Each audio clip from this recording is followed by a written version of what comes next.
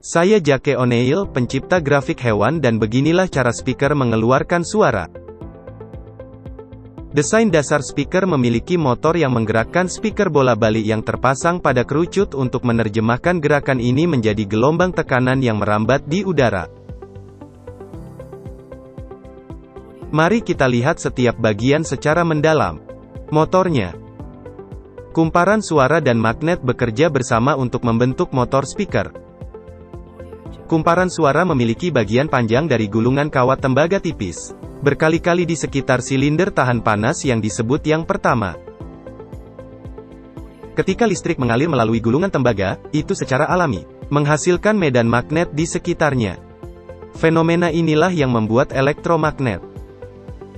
Elektromagnet dapat bertindak seperti magnet permanen, namun luar biasa.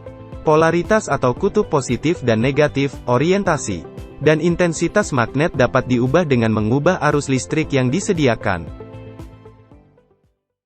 Itu bisa langsung dibuat lebih kuat atau lebih lemah, terbalik, atau dimatikan sepenuhnya.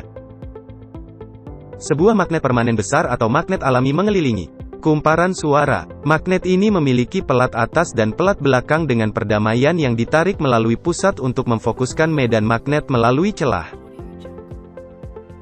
Sinyal listrik yang rumit mengalir melalui gulungan kumparan suara, menyebabkannya bergerak maju mundur saat medan magnetnya mendorong dan menariknya melawan magnet permanen.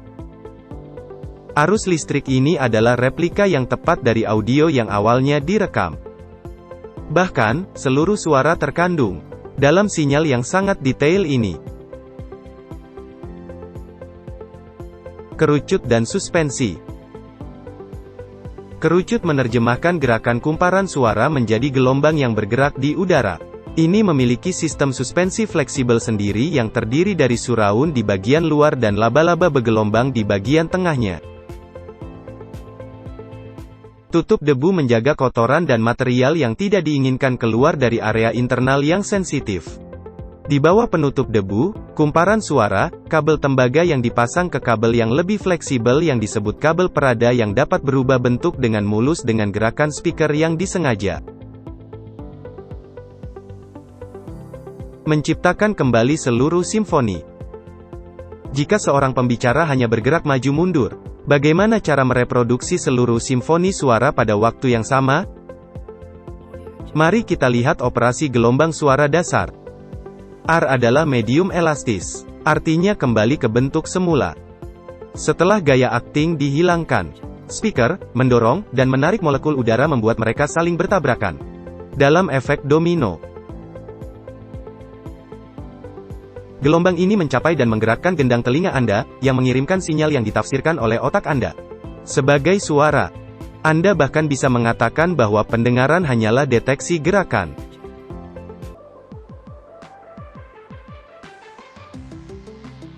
Meskipun di atas kertas seringkali lebih mudah untuk menggambar gelombang sebagai garis goyang, pada kenyataannya gelombang suara adalah area 3 dimensi dengan tekanan tinggi dan rendah.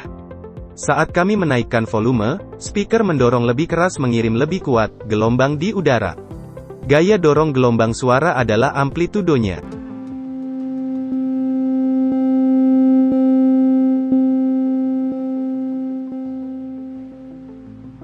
Untuk membuat suara tinggi dan rendah, speaker bergetar lebih cepat atau lebih lambat.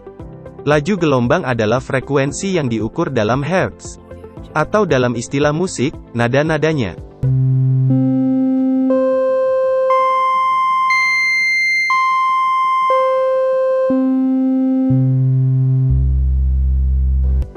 Saya gelombang untuk musik.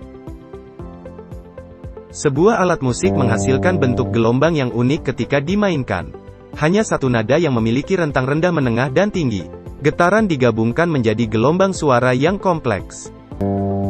Frekuensi paling jelas dari senar gitar yang bergetar, mungkin G-not. Namun banyak kedutan dan gerakan yang lebih kecil. Perjalanan melalui tali, pada waktu bersamaan, menghasilkan nada, yang juga dideteksi oleh telinga Anda. Ini senar gitar yang sama persis, bunyi petik. Tapi saya telah mengisolasi frekuensi yang berbeda dari rendah ke tinggi. Sebuah instrumen tunggal. Catatan benar-benar merupakan sandwich frekuensi di mana satu frekuensi utama menonjol. Sandwich frekuensi ini dikenal sebagai instrumen timbre atau suara yang unik. Ini membuat genot, iya. Tapi pasti masih terdengar seperti gitar dan bukan piano. Ketika dua atau lebih instrumen dimainkan bersama-sama, gelombang suara yang unik, bergabung menjadi satu gelombang yang lebih kompleks dan terpadu. Frekuensi yang cocok dari masing-masing instrumen, bergabung menjadi lebih keras, tetapi tidak dapat dipahami dari yang lain. Namun, banyak frekuensi unik dari setiap instrumen. Berbeda, timbre tetap utuh dan tidak terganggu. Dengan sedikit usaha, telinga kita masih bisa memilih instrumen individual ini dari campurannya. Telinga manusia dapat membedakan getaran suara antara sekitar 20 Hz dan 20.000 Hz. Itu banyak frekuensi yang tersedia untuk dikerjakan.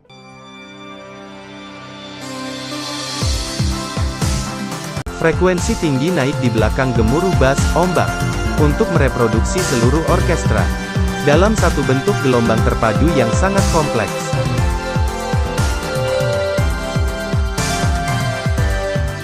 Sangat mungkin bagi satu speaker untuk menangani seluruh suara, seperti earphone misalnya. Namun, di ruang besar di mana gelombang suara perlu merambat lebih jauh, beberapa pengaturan audio membagi rentang frekuensi tertentu antara berbicara yang dirancang khusus memiliki. Pembicara ditujukan untuk cinta. Frekuensi rendahnya memiliki desain yang jauh berbeda dan speaker dibuat untuk frekuensi tinggi dan cepat.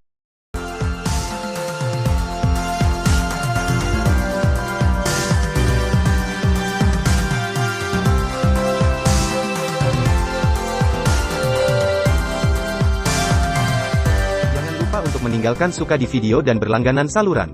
Terima kasih telah menonton.